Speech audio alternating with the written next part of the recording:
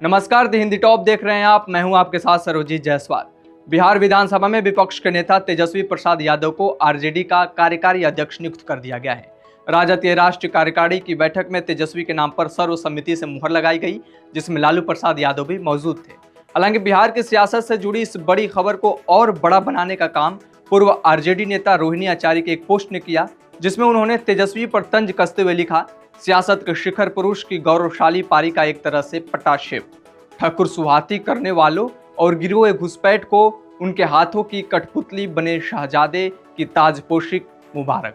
दरअसल इस x post में रोहिणी ने लालू प्रसाद यादव को सियासत का शिखर पुरुष बताते हुए अपने भाई तेजस्वी को शहजादा तो कहा, लेकिन उन्हें कठपुतली भी बताया। वैसे जब आप इस पोस्ट को समझने की कोशिश करेंगे तो आपको पता चलेगा कि लालू परिवार में रोहिणी के घर छोड़ने के बाद भी सब कुछ ठीक नहीं है। इसका प्रमाण आपको ताजपोशी वाले कार्यक्रम से ही मिल जाएगा, जिसने तेजस्वी की शक्ति तो बढ़ा दी, लेकिन तेज प्रताप को किनारे कर दिया। वही इस कार्यक्रम के दौरान भले ही बड़ी बहन मीसा भारती साथ साथ थी, लेकिन तेज प्रताप को साथ रखना भी उचित नहीं समझा गया, भले ही वे लालू परिवार को राजनीति के नजरिए से अपना मानते हैं। वैसे जब आप लालू फैमिली से जुड़े हालिया घटनाक्रम पर नजर डालेंगे तो आपको पता चलेगा कि आरजेडी के अंदर कोई सत्ता संघर्ष नहीं था, बल्कि ये संघर्ष लालू प्रसाद यादव के परिवार में था, जिसका नतीजा आज सबके सामने है।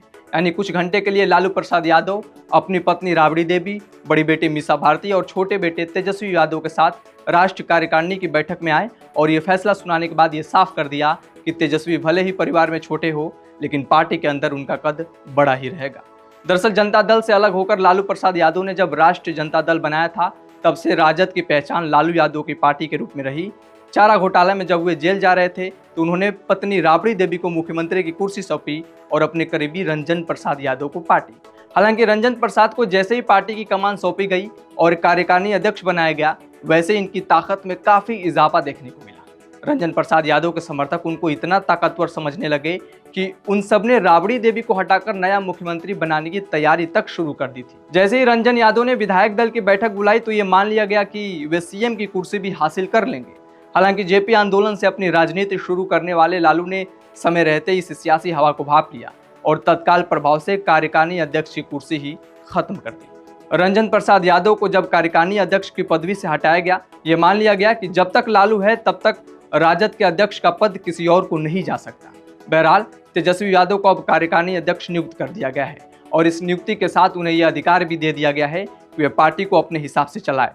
वही अपनी उम्र और हेल्थ प्रॉब्लम को देखते हुए आरजेडी चीफ लालू प्रसाद ने पार्टी की कमान अपने बेटे को सौंपी है। इसलिए अब इसका कयास भी खत्म हो जाता है कि लालू यादव जीते जी बेटे तेजस्वी से किसी गलती पर पार्टी की कमान दोबारा से अपने हाथों में ले लेंगे। वहीं मीडिया रिपोर्ट्स की माने तो तेजस्वी यादव अपने कार्यकारिणी अध्यक्ष की कुर्सी संभालने के बाद 300 पार्टी नेताओं और वर्कर्स पर एक्शन ले सकते हैं। यह हाल ही में बीते विधानसभा चुनाव के परफॉर्मेंस रिपोर्ट के आधार पर लिया जाएगा, जिसकी रिपोर्ट आरजेडी के प्रदेश अध्यक्ष मंगनी लाल मंडल ने तेजस्वी को सौंप दी है। अब आगे देखना होगा कि आरजेडी के नए कार्यकारिणी अध्यक्ष किन किन नेताओं को पार्टी से बाहर का रास्ता दिखाते हैं। वैसे आपकी इस खबर पर क्या राय है, हमें कमेंट सेक्शन में ज़रूर बताएं और आप हमारे चैनल द हिंदी टॉप को सब्सक्राइब करें।